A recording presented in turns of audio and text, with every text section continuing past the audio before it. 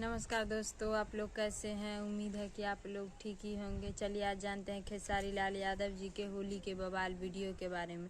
उससे पहले आप लोग के बता दी कि मैं निशा यादव, देख रहे हैं 100 तक, तो बहुत बहुत स्वागत बा। अगर आप लोग अभी तक 100 तक चैनल को सब्सक्राइब नहीं किए हैं तो नीचे के लाल बटन दबाकर चैनल सब्सक्राइब कर दीजिए और वीडियो को लाइक कर दीजिए।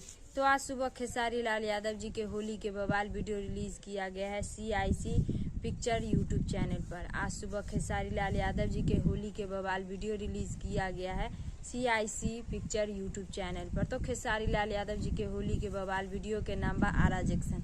खेसारी लाल यादव जी के होली के बवाल वीडियो के नाम बा आरा जैक्सन।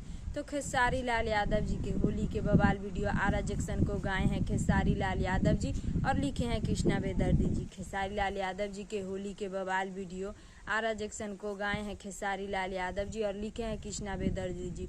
अगर आप लोग अभी तक खेसारी लाल यादव जी के होली के बवाल वीडियो आरा जैक्सन को नहीं देखे हैं तो आप लोग भी जाइए CIC पिक्चर यूट्यूब चैनल पर और खेसारी लाल यादव जी के होली के बवाल वीडियो आरा जैक्सन को देखिए और देखकर नीचे कमेंट बॉक्स में बताइए कि आप लोग को देखने में कैसा लगा।